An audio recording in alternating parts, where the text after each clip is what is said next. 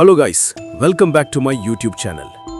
ನಮ್ಮ ಭಾರತಕ್ಕೆ ಬೇರೆ ದೇಶಗಳಿಂದ ಅಕ್ರಮವಾಗಿ ಬಂದ ವಲಸಿಗರ ಮೇಲೆ ಅನ್ವಯವಾಗುವ ಪ್ರಮುಖ ಕಾನೂನುಗಳು ಮತ್ತು ಕ್ರಮಗಳು, ನಮ್ಮ ರಾಜಕಾರಣಿಗಳ ನಿರ್ಲಕ್ಷ್ಯ ಮತ್ತು ಜನರಿಗೆ ಆಗುವಂತಹ ಮೋಸಗಳು ನಮ್ಮ ಭಾರತ ಸಂವಿಧಾನದ ಪ್ರಕಾರ ನೋಡುವುದಾದರೆ 1. ವಿದೇಶಿಗರ ಕಾಯ್ದೆ 1946 ಫಾರಿನರ್ಸ್ ಆಕ್ಟ್ 1946 ಅಕ್ರಮ ವಲಸಿಗರ ಮೇಲೆ ಬಳಸುವ ಪ್ರಮುಖ ಕಾಯ್ದೆಯಾಗಿದೆ. ಸರ್ಕಾರಕ್ಕೆ ವಿದೇಶಿಗರನ್ನು ಗುರುತಿಸುವ, ಬಂಧಿಸುವ ಮತ್ತು ದೇಶದಿಂದ ಹೊರಹಾಕುವ ಡಿಪೋರ್ಟ್ ಅಧಿಕಾರ ಸರ್ಕಾರಕ್ಕಿರುತ್ತದೆ. ಆದರೆ ಇಲ್ಲಿನ ಸರ್ಕಾರ ನಮ್ಮವರ ವಿರುದ್ಧನೇ ನಿಂತಿರುತ್ತದೆ. ವೀಸಾ ಇಲ್ಲದೆ ಅಥವಾ ಅವಧಿ ಮೀರಿ ಉಳಿದರೆ ಅಪರಾಧ. ಪೊಲೀಸರಿಗೆ ವಿಚಾರಣೆ ಮತ್ತು ಬಂಧನಾಧಿಕಾರ ಸರ್ಕಾರದ ಹೊಣೆಯಾಗಿರುತ್ತದೆ ಮತ್ತು ಇವರಿಗೆ ಜೈಲು ಶಿಕ್ಷೆ, ದಂಡವನ್ನು ವಿಧಿಸಿ ದೇಶದಿಂದ ಹೊರಹಾಕುವುದು ಸರ್ಕಾರದ ಹೊಣೆ. ಪಾಸ್ಪೋರ್ಟ್ ಕಾಯ್ದೆ 1920 ಪಾಸ್ಪೋರ್ಟ್ ಅಥವಾ ಮಾನ್ಯ ದಾಖಲೆ ಇಲ್ಲದೆ ಭಾರತ ಪ್ರವೇಶಿಸಿದರೆ ಅಪರಾಧ. ಇವರಿಗೂ ಕೂಡ ಜೈಲು ಶಿಕ್ಷೆ, ದಂಡವನ್ನು ವಿಧಿಸಲಾಗುತ್ತದೆ. ವೀಸಾ ನಿಯಮಗಳು. ವೀಸಾ ಅವಧಿ ಮುಗಿದ ಮೇಲೂ ಉಳಿದವರು ಓವರ್ಸ್ಟೇ. ವೀಸಾ ಉದ್ದೇಶಕ್ಕೆ ವಿರುದ್ಧ ಚಟುವಟಿಕೆಯಾಗಿರುತ್ತದೆ. ಇವು ಕಾನೂನು ಉಲ್ಲಂಘನೆ. ಪೌರತ್ವ ಕಾಯ್ದೆ 1955 ಸಿಟಿಜನ್ಶಿಪ್ ಆಕ್ಟ್ ಅಕ್ರಮ ವಲಸಿಗರಿಗೆ ಸಾಮಾನ್ಯವಾಗಿ ಭಾರತೀಯ ಪೌರತ್ವ ಸಿಗುವುದಿಲ್ಲ. ದಾಖಲೆ ಇಲ್ಲದವರು ಪೌರತ್ವಕ್ಕೆ ಅರ್ಹರಲ್ಲ. NRC national register of citizens ನಾಗರಿಕರನ್ನು ಗುರುತಿಸುವ ಪಟ್ಟಿ. ದಾಖಲೆ ಇಲ್ಲದವರನ್ನು ಅಕ್ರಮ ವಲಸಿಗರೆಂದು ಗುರುತಿಸುವ ಪ್ರಯತ್ನ.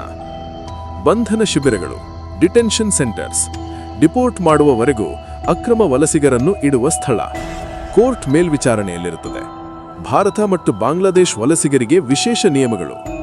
ಅಕ್ರಮ ಪ್ರವೇಶ ಗಂಭೀರ ಅಪರಾಧ.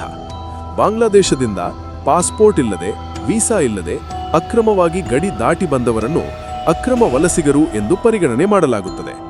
ಇವರ ಮೇಲೆ ಅನ್ವಯವಾಗುವ ಕಾನೂನುಗಳು foreigners act 1946 passport entry into India act 1920 ಜೈಲು ಶಿಕ್ಷೆ, ದಂಡವನ್ನು ವಿಧಿಸಲಾಗುತ್ತದೆ. ಕಡ್ಡಾಯ ಡಿಪೋರ್ಟೇಷನ್ ದೇಶದಿಂದ ಹೊರಹಾಕುವುದು. ವೀಸಾ ಅವಧಿ ಮೀರಿಸಿ ಉಳಿದ ಬಾಂಗ್ಲಾದೇಶ್ ನಾಗರಿಕರು ವೀಸಾ ಮುಗಿದರೂ ಭಾರತದಲ್ಲೇ ಉಳಿದರೆ ಕಾನೂನು ಉಲ್ಲಂಘನೆ. ಬಂಧನ ಡಿಟೆನ್ಷನ್ ಸೆಂಟರ್, ನಂತರ ಡಿಪೋರ್ಟ್. ಪೌರತ್ವ ಕಾಯ್ದೆ 1955 ಕಟ್ಟುನಿಟ್ಟಾದ ನಿಯಮ. ಸಾಮಾನ್ಯವಾಗಿ ಅಕ್ರಮವಾಗಿ ಬಂದ ಬಾಂಗ್ಲಾದೇಶ್ ನಾಗರಿಕರಿಗೆ ಭಾರತೀಯ ಪೌರತ್ವ ಸಿಗುವುದಿಲ್ಲ. ಮತದಾರರ ಪಟ್ಟಿ, ಆಧಾರ್, ಪ್ಯಾನ್ ಇದ್ದರೂ ಪೌರತ್ವ ಸಾಬೀತಾಗುವುದಿಲ್ಲ. ಸಿಎಎ ಸಿಟಿಜನ್ಶಿಪ್ ಅಮೆಂಡ್ಮೆಂಟ್ ಆಕ್ಟ್ 2019 ವಿಶೇಷ ನಿಯಮ. ಈ ಕಾಯ್ದೆ ಅನ್ವಯಿಸುವವರು ಬಾಂಗ್ಲಾದೇಶದಿಂದ ಅಕ್ರಮ ಪ್ರವೇಶ ಸಂಪೂರ್ಣವಾಗಿ ಕಾನೂನುಬಾಹಿರ. ಎನ್ಆರ್ಸಿ ವಿಶೇಷವಾಗಿ ಅಸ್ಸಾಂನಲ್ಲಿ. ಬಾಂಗ್ಲಾದೇಶ್ ವಲಸೆಯ ಸಮಸ್ಯೆಯಿಂದ ಅಸ್ಸಾಂನಲ್ಲಿ ಎನ್ಆರ್ಸಿ ಜಾರಿ ಮಾಡಿದ್ದಾರೆ. ದಾಖಲೆ ಇಲ್ಲದವರನ್ನು ಅಕ್ರಮ ವಲಸಿಗರೆಂದು ಗುರುತಿಸುವ ಪ್ರಕ್ರಿಯೆ ನಡೆಯುತ್ತಿದೆ. ಬಾರ್ಡರ್ ಸೆಕ್ಯೂರಿಟಿ ಫೋರ್ಸ್ನ ಪಾತ್ರ. ಭಾರತ ಬಾಂಗ್ಲಾದೇಶ್ ಗಡಿಯಲ್ಲಿ ಅಕ್ರಮ ಪ್ರವೇಶ ತಡೆಯುವುದು, ಅಕ್ರಮ ವಲಸಿಗರನ್ನು ಹಿಡಿದು ಪೊಲೀಸರಿಗೆ ಒಪ್ಪಿಸುವುದು. ಬಾಂಗ್ಲಾದೇಶಿಗರಿಗೆ ಅಥವಾ ಯಾರಿಗಾದರೂ ನಕಲಿ ದಾಖಲೆ ಸೃಷ್ಟಿಸಿದರೆ ಎದುರಾಗುವ ಕಾನೂನು ಕ್ರಮಗಳು. ಭಾರತೀಯ ದಂಡ ಸಂಹಿತೆ ಐಪಿಸಿ ನಕಲಿ ದಾಖಲೆ ಅಪರಾಧಗಳು. ಐಪಿಸಿ 420 ಮೋಸ, ನಕಲಿ ದಾಖಲೆ ತೋರಿಸಿ ಲಾಭ ಪಡೆಯುವುದು. ಆಧಾರ್, ಮತದಾರ ಕಾರ್ಡ್, ರೇಷನ್ ಕಾರ್ಡ್ ಇತ್ಯಾದಿ. ಶಿಕ್ಷೆ ಗರಿಷ್ಠ 7 ವರ್ಷ ಜೈಲು ಪ್ಲಸ್ ದಂಡ. ಐಪಿಸಿ 465 ನಕಲಿ ದಾಖಲೆ ಸೃಷ್ಟಿ. ಯಾವುದೇ ದಾಖಲೆ ನಕಲಿ ಮಾಡುವುದು. ಶಿಕ್ಷೆ 2 ವರ್ಷ ಜೈಲು ಅಥವಾ ದಂಡ ಅಥವಾ 2. ಐಪಿಸಿ 468 ಮೋಸಕ್ಕಾಗಿ ನಕಲಿ ದಾಖಲೆ. ಪೌರತ್ವ, ಉದ್ಯೋಗ, ಸರ್ಕಾರಿ ಸೌಲಭ್ಯ ಪಡೆಯಲು ನಕಲಿ ದಾಖಲೆ. ಶಿಕ್ಷೆ 7 ವರ್ಷ ಜೈಲು ಪ್ಲಸ್ ದಂಡ.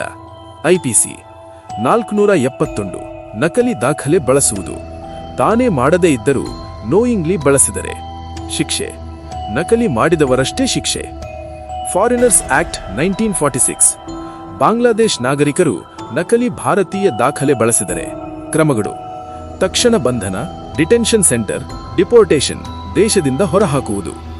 ಪಾಸ್ಪೋರ್ಟ್ ಆಕ್ಟ್ 1967 ನಕಲಿ ಪಾಸ್ಪೋರ್ಟ್, ವೀಸಾ ಅಥವಾ ಪ್ರಯಾಣ ದಾಖಲೆ. ಶಿಕ್ಷೆ 2 ರಿಂದ 10 ವರ್ಷ ಜೈಲು, ಭಾರಿ ದಂಡ. ಆಧಾರ್ ಆಕ್ಟ್ 2016 ನಕಲಿ ಆಧಾರ್ ತಯಾರಿಕೆ ಅಥವಾ ಬಳಕೆ. ಶಿಕ್ಷೆ 3 ವರ್ಷ ಜೈಲು, 10,000 ದಿಂದ 1 ಲಕ್ಷ ರೂಪಾಯಿ ದಂಡ. ರೆಪ್ರೆಸೆಂಟೇಷನ್ ಆಫ್ ಪೀಪಲ್ ಆಕ್ಟ್ 1950, ನಕಲಿ ಮತದಾರರ ಗುರುತಿನ ಚೀಟಿ. ಕ್ರಮ: ಮತದಾರರ ಪಟ್ಟಿಯಿಂದ ತೆಗೆದುಹಾಕುವುದು. Criminal case, deportation. IT act 2000, ನಕಲಿ ಡಿಜಿಟಲ್ ದಾಖಲೆ. ನಕಲಿ ಡೇಟಾಬೇಸ್ ಸಾಫ್ಟ್ವೇರ್ ಮೂಲಕ ದಾಖಲೆ ಸೃಷ್ಟಿ.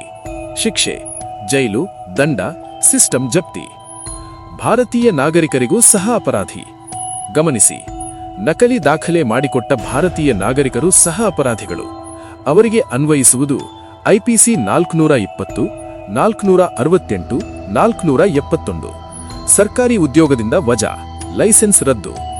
ಕೋರ್ಟ್ ನಿಲುವು: ನಕಲಿ ದಾಖಲೆ ಮೂಲಕ ಪಡೆದ ಯಾವುದೇ ಹಕ್ಕು ಅಮಾನ್ಯ. ಆಧಾರ್, ಪ್ಯಾನ್, ಮತದಾರ ಕಾರ್ಡ್ = ಪೌರತ್ವದ ಸಾಬೀತು ಅಲ್ಲ. ಪತ್ತೆಯಾದ ತಕ್ಷಣ ಎಲ್ಲ ದಾಖಲೆಗಳು ರದ್ದು ಮಾಡಬೇಕು. ಆದರೆ ನಮ್ಮ ಸರ್ಕಾರದ ನಿರ್ಲಕ್ಷ್ಯ ನಮ್ಮ ಜನಗಳ ಮೇಲೆ ಅಷ್ಟೇ, ಅವರ ದರ್ಪ ದಬ್ಬಾಳಿಕೆ. ಇದು ಹೀಗೆ ಮುಂದುವರೆದರೆ ನಮ್ಮ ಭಾರತ ಮತ್ತೊಮ್ಮೆ ವಿಭಜನೆ ಖಚಿತ. ನಮ್ಮ ಕರ್ನಾಟಕದಲ್ಲಿ ಮೊದಲ ಆದ್ಯತೆ ನಮ್ಮ ಕನ್ನಡದ ಜನಗಳಿಗೆ, ಆದರೆ ಇಲ್ಲಿ ಆಗುತ್ತಿರುವುದೇ ಬೇರೆ. ಹೊರಗಿಂದ ಬಂದಿರುವಂತಹ ಜನರಿಗೆ ಸರ್ಕಾರಿ ಎಲ್ಲಾ ಸವಲತ್ತುಗಳನ್ನು ನೀಡುತ್ತಿದ್ದಾರೆ, ಆದರೆ ನಮ್ಮ ಕರ್ನಾಟಕದಲ್ಲಿ ಏನು ನಡೆಯುತ್ತಿಲ್ಲ.